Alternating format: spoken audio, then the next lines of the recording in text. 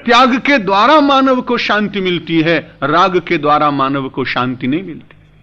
आज के बहुत सारे विचारक मानव के मन में पदार्थों का राग जगाकर इस देश की जो त्यागपरक संस्कृति है उससे लोगों की श्रद्धा तोड़ रहे हैं। और यदि एक बार आस्था और श्रद्धा टूट जाए तो उसको जोड़ना बहुत कठिन होता है। मकान जुड़ जाते हैं, सड़कें जुड़ जाती हैं, पुल जुड़ जाते हैं, लेकिन यदि आस्था और श्रद्धा टूट जाए तो उसको जोड़ने में सदियां लग जाती हैं। उसमें कई महापुरुषों को आकर अपना पूरा जीवन लगाना पड़ता है। पूरे जीवनदानी समाज को एक ही दृष्टि से निरंतर प्रयत्न करना पड़ता है।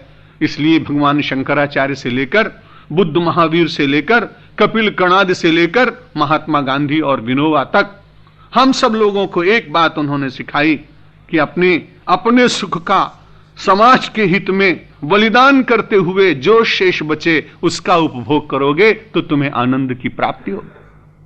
बार बार ये कहा, यदि बंधन से मुक्ति की ओर चलना है और बोध प्राप्त करना है तो बहुत अच्छा विचार दिया, त्यजेदेकम कुलस्यार्थे ग्रामस्यार्थे कुलम त्यजे।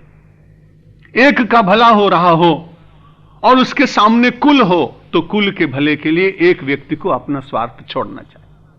त्यजेदेकम कुलस्यार्थे, कुल के कल्याण के लिए एक को अपना सुख छोड़ना चाहिए। और ग्रामस्यार्थे कुलम त्यजे, और गांव की भलाई हो रही हो तो एक परिवार को यदि कम सुख मिल रहा हो तो अपने सुख का, अपने परिवार के सुख का बलिदान करना चाहिए।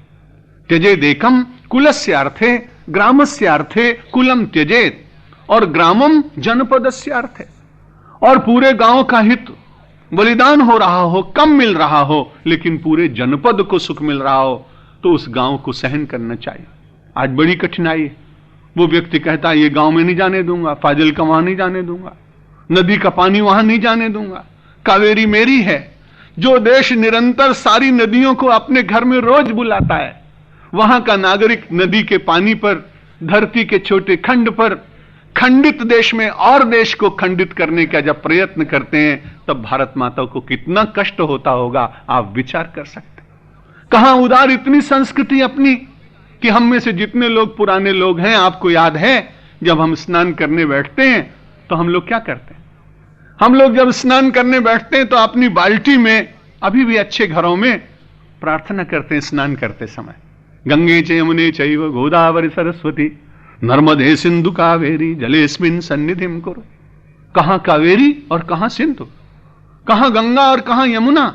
लेकिन भारत की राष्ट्रीय एकता का चिंतन करने वाला अपने स्नान घर में अपनी बाल्टी के भीतर भारत को एक देख रहा है और वो ये कहता है गंगे च यमुने चैव गोदावरी सरस्वती, हे समस्त सरिताओ जलेस्मिन सन्निधिम कुरु, मेरे इस बाल्टी के जल में तुम सब आ जाओ। और उसके बाद वो लोटा अपने सर पे डालता है, उसको लगता है सारी सरिताएं, ये समग्र भारत मेरा अभिषेक कर रहा है। और समग्र भारत की उन सरिताओं से अभिषिक्त हुआ यहां का नागरिक राष्ट्रीय भाव से अपने आप ओतप्रोत होता था। उसे सिखाने की जरूरत नहीं पड़ती थी, उसको एकता परिषद की मीटिंग नहीं करनी पड़ती थी। एक एक व्यक्ति के मन में भारत भक्ति, भगवत भक्ति, गरीब के प्रति सम्मान, समाज के प्रति समता का विचार, ये अपने आप आता था। क्यों? ये सब बोध की ओर ले जाते। बोधों ही को यस्तु विमुक्ति हेतु, जो विमुक्ति का हेतु है वही तो वास्तव में बोध है, वही तो ज्ञान। और इसको प्राप्त करने के लिए परमात्मा का प्रेम हृदय में जागता था।